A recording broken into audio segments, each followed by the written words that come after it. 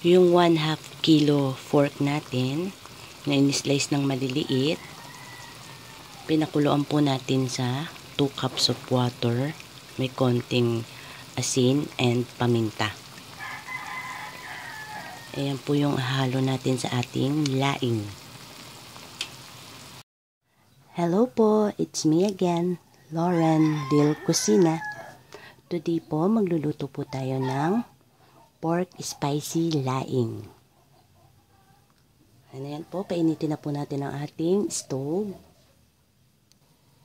Then maglalagay po tayo ng 1/8 cup olive oil. Sunod po natin yung ating bawang. Ang bawang po natin hiniwa po ng maliliit.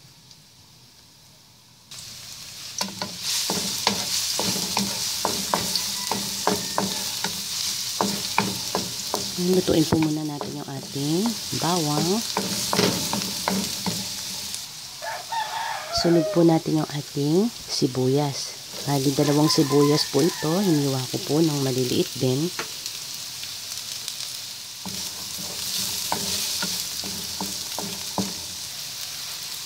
Pag medyo luto na po yung ating sibuyas, add po natin yung ating pork. Ito po yung pork na pinakuluan natin kanina sa paminta at konting asin. Medyo half cook na po yung pork natin. Medyo ipapry lang po natin ng konti.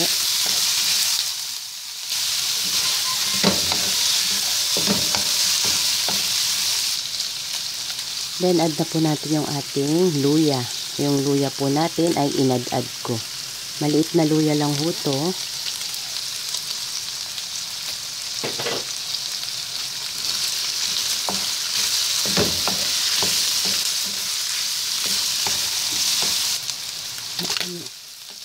Medyo haluin natin. Medyo pumipitik. Ingat po tayo. At baka mapitikan tayo ng mantika or ng ating oil. Susunod po natin ilalagay ang ating bagoong. Ayan, kayo na lang po mag-adjust ng bagoong nyo, baka maalatan po kayo. Siguro mga 1/2 cup na bagoong po yan. Hindi na po tayo maglalagay ng patis or asin kasi maalat na po yung ating bagoong. Medyo igisa natin ng konti.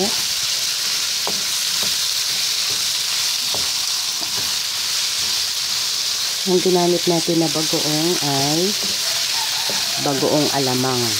Diba, may nasamang isang sili. Wow. Bagoong alamang po yung ating ginamit. Then, hinaan po natin yung ating stove. I-add po natin yung ating 1 1/2 liter na coconut milk. Ito po yung unang gata.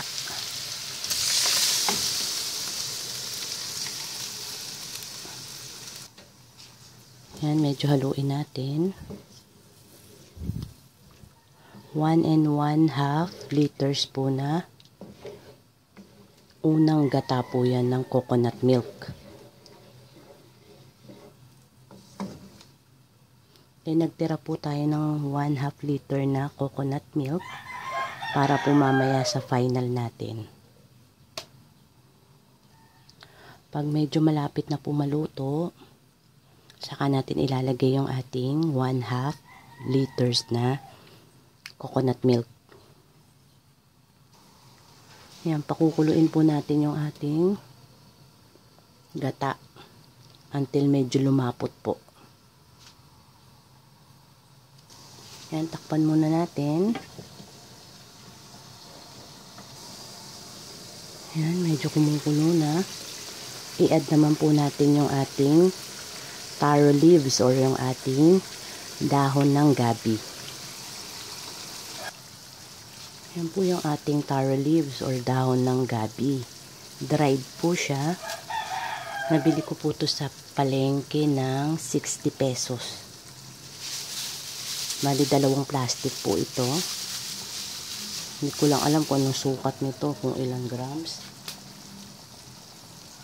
Mga 2 ganito po, 2 bowl. Ayan.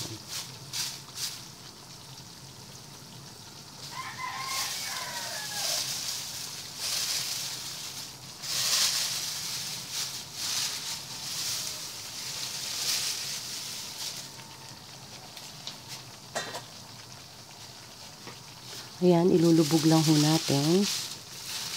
Medyo ilubog na lang ho dun sa ano natin, gata.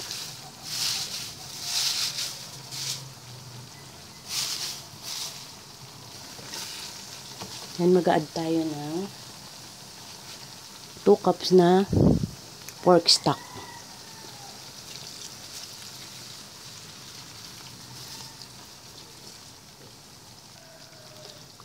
Ayan po, medyo nilulubog ko po. Kailangan po, mahina po ang ating stove. Mahina po yung ating apoy. Para hindi po agad masunog yung ilalim ng ating laing. So, ako po hindi masyado naghahalo. Kasi sabi nga po ng aking mother, once na hinahalo daw po yan, kumakati. Hindi ko po alam kung bakit, pero sinusunod ko na lang po. Kaya ilubog nyo lang ho. Ayan, pag medyo nakita nyo pong medyo lubog na po yung taro leaves natin or yung ating dried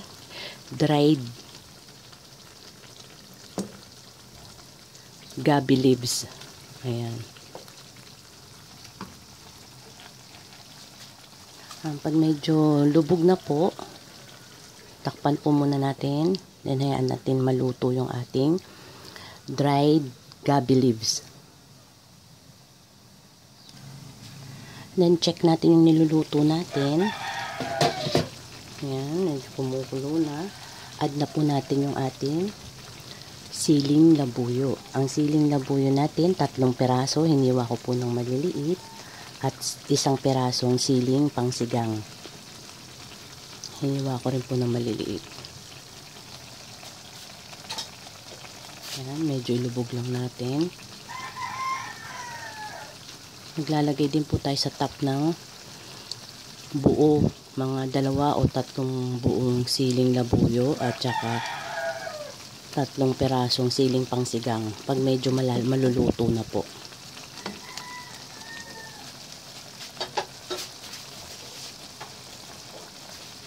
And ito po yung ano natin, 1/2 liter na yung coconut milk. Ito po yung tinira natin kanina.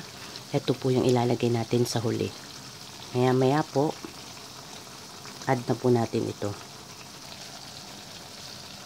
Yan, ilagay na po natin yung huling gata natin. Ito po ay unang gata po. Yung purong gata.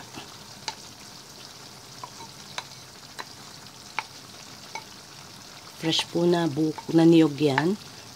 Kinayod, then pinapiga namin sa palengke. Ayan. Medyo ilubog natin.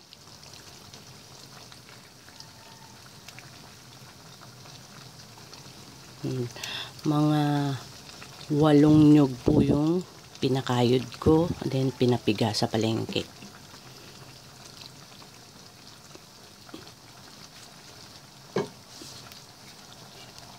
Takpan muna natin.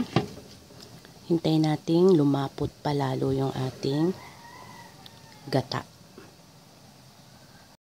Then yung ating final touch, maglalagay po tayo ng 3 siling labuyo, then 3 siling pangsigang.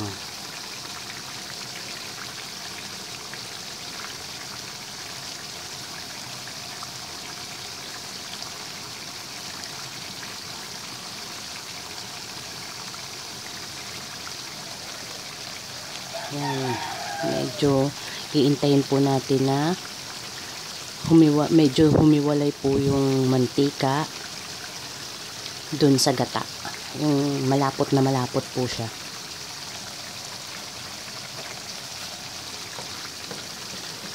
Yung iba po kasi nagluluto nito, pinatutuyo nila ng husto po yung gata. So sa akin, yung pagluluto ko po, lalagyan ko po ng konting sabaw or yung sarsa ng gata. Para medyo ano po siya, mamasa-masa po yung ating laing. Hintayin po natin mga 2 to 3 minutes. Luto na po yan, magpi-plating na po tayo.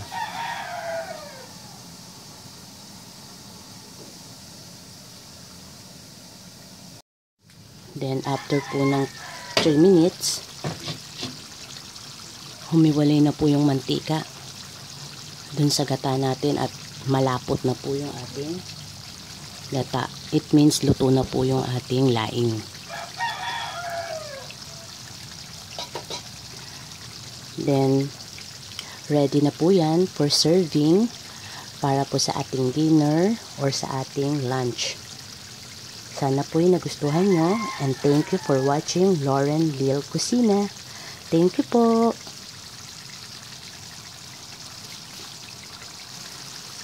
Yan. Off na natin.